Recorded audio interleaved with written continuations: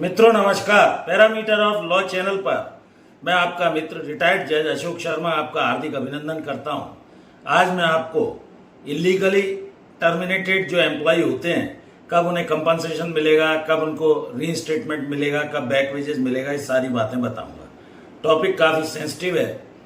प्रायः प्राइवेट लोग जो भी किसी एस्टेब्लिशमेंट में, फैक्ट्री में, किसी कारखाने में, कंपनियों में काम करते हैं, टर्मिनेशन जो है कई बार कर दिया जाता है। कोई ऐसे ग्राउंड्स नहीं होते। टर्मिनेशन ऑफ मोस्ट इम्पॉर्टेंट जो एस्पेक्ट हैं वो आप समझेंगे। अनवारंटेड तरीके से उन्हें निकाल दिया जाता है, प्रोसीजर फॉलो नहीं किया जाता है और अनइथिकल मैनर में किसी भी व्यक्ति को ज़बरदस्ती दुख देना। 40, 45, 30 साल, 35 साल की आयु है, वो कहाँ जाएगा दूसरी जगह? कौन सी ऐसी कंडीशंस हैं और उनके साथ डिस्क्रिमिनेशन किया जाता है। बॉस नाराज हो गया, कोई और कारण हो गया, आयु के आधार पर, रंग के आधार पर, फीमेल के आधार पर, जाति के आधार पर रॉन्गफुल टर्मिनेशन कई बार होता है। इसका नियम ये है, सबसे पहले नेचुरल जस्टिस फॉलो होना चाहिए, अर्थात उसे सुनवाई का मौका दीजिए। अगर उसका काम खराब है, उसने कोई मिसकंडक्ट किया है, तो उसको शो कॉज नोटिस वगैरह दीजिए। इस तरह से मनमाने ढंग से आर्बिट्रेरली एक्शन लेकर उसकी सेवाएं समाप्त नहीं की जा सकती। रॉन्गफुल टर्मिनेशन जो होता है, शुरू में आदमी जब भर्ती होता है तो कई बार एक कॉन्ट्रैक्ट ऑफ अपॉइंटमेंट दिया जाता है या कॉन्ट्रैक्ट साइन कराया जाता है। ब्रीच ऑफ अगर कॉन्ट्रैक्ट है तो उसको सुधरने का अवसर दीजिए। और अगर इलीगल टर्मिनेशन आप करते हैं किसी मिसकॉन्डक्ट के आधार पर, तो चार्जशीट देके इंक्वायरी कीजिए। मनमाने ढंग से, अनफेयर लेबर प्रैक्टिस से आप किसी भी व्यक्ति को जो सेवा में नहीं निकाल सकते। ये लेबर लॉ का प्रिंसिपल है। नेचुरल जस्टिस इससे वायोलेट होता है। यह आर्टिकल 21 में भी life and personal liberty of the person के हिसाब से भी गलत है।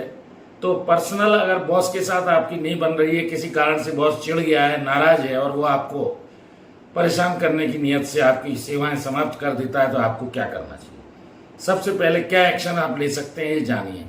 देश में कई लेबर लॉज प्रचलित हैं, स्टेट के भी हैं, सेंट्रल के भी, गवर्नमेंट के हैं, संसद ने जो पार्लियामेंट ने पास किए, आर्म फोर्सेस के भी हैं, स्टेट एडमिनिस्ट्रेटिव ट्रिब्यूनल भी हैं, कैट है, सेंट्रल एडमिनिस्ट्रेटिव ट्रिब्यूनल भी है।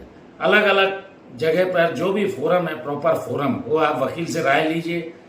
और वायोलेशन अगर लेबर लॉज का हुआ है तो आप कुछ एक्ट के अधीन, जैसे इंडस्ट्रियल डिस्प्यूट एक्ट है, इंडस्ट्रियल रिलेशन एक्ट है, और यदि किसी वर्कर के कोई चोटें आ गई हैं तो उसे कंपनसेशन के लिए एम्प्लॉयज कंपनसेशन एक्ट 1923 के अंतर्गत भी वो सहायता ले सकता है। इंडस्ट्रियल डिस्प्यूट एक्ट 1947 है, शॉप एंड एस्टेब्लिशमेंट एक्ट है।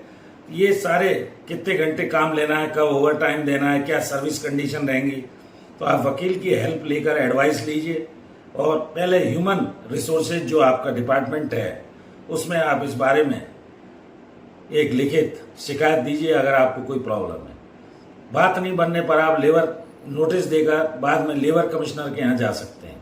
लेबर कमिश्नर दोनों का कंसिलेशन बुलाएगा, दोनों को नोटिस जारी करेगा, नेचुरल जस्टिस के आधार पर सुनेगा और इस तरह से आप बाद में अगर कंसिलेशन फेल्यूअर होता है तो आप लेबर कोर्ट की शरण ले सकते हैं। वो आपके मैटर को वहाँ 45 दिन के अंदर रेफर कर देगा, नहीं तो आप डायरेक्ट भी लगा सकते हैं। इश्यूज बनाएगा, एडवोकेट की सहायता लीजिए। और नोटिस जब आप देते हैं, सेकंड लीगल नोटिस भी दे दें तो ज़्यादा अच्छा है।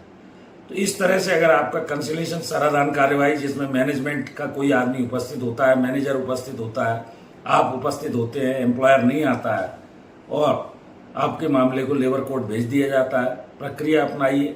कई जगह इंडस्ट्रियल रिलेशन एक्ट में तो अगर गरीब आदमी है तो उसकी कोर्ट फीस भी नहीं लगती है, या केस लड़ने की स्थिति में नहीं है तो नालसा से सहायता मिल जाती है, नेशनल लीगल सर्विसेज अथॉरिटी, इसका एक एक्ट बना हुआ है, राज्य आपकी सहायता करता है। इस तरह आप इलीगल टर्मिनेशन से बचने के लिए ये सहायता ले सकते हैं। आपकी अगर कोई छवि, इमेज खराब हुई है तो आप कंपनसेशन के लिए भी क्लेम कर सकते हैं। टर्मिनेशन पर भी आपको जितने दिन का रिट्रेंचमेंट कंपनसेशन है, अगर लंबी सेवा होती है तो आप न्यायालय की सहायता लीजिए, वकील की सहायता लीजिए और अपने इलीगल टर्मिनेशन से बचिए। टर्मिनेशन अगर इलीगल डिक्लेयर हो जाता है तो कई बार फुल बैक वेजेस के साथ आपको रीस्टेट किया जाता है, कई बार 50%। ये सब परिस्थितियों पर मैंने अलग अलग बहुत सारे वीडियोस इस चैनल पर डाले हुए हैं, जिनको देखकर आप अपनी जानकारी बढ़ा सकते हैं। जैसा मैं कहता आ रहा हूँ, ignorance of law is no excuse. कानून की अनभिज्ञता का आप सहारा नहीं ले सकते कि मैं कानून नहीं जानता हूँ। भारत के कानून को जानिए, जुड़ जाइए पैरामीटर ऑफ लॉ चैनल से। मेरे करीब करीब 86,400 इस पर सब्सक्राइबर चैनल पर हो चुके हैं। आपका हृदय से तहे दिल से शुक्रिया करता हूं। जो लोगों ने अभी तक नहीं किया है वो इससे जुड़ जाएं। स्टूडेंट, लीगल फ्रेटर्निटी, आम आदमी, लेबर से संबंधित, मैनेजमेंट से संबंधित सभी के लिए ये उपयोगी चैनल है और मैं अपने अनुभव का लाभ सोशल कॉज में सभी को दे रहा हूं। इसका लाभ उठाइए। एक और विशेष अनुरोध है, मेरी धर्मपत्नी श्रीमती अर्चना शर्मा का भी एक यूट्यूब पर चैनल अर्चना आरटीएफ के नाम से है। उसको भी यदि आपने सब्सक्राइब नहीं किया है, चैनल को देखिए, अर्चना आरटीएफ को, उसके वीडियोस देखिए, लाइक कीजिए, शेयर कीजिए। कोई आपके प्रश्न हो तो आप कमेंट्स में पूछ सकते हैं। और इस वीडियो में यहीं तक, फिर नए विषय के साथ अगले वीडियो में मिलते हैं। Thank you for watching this video.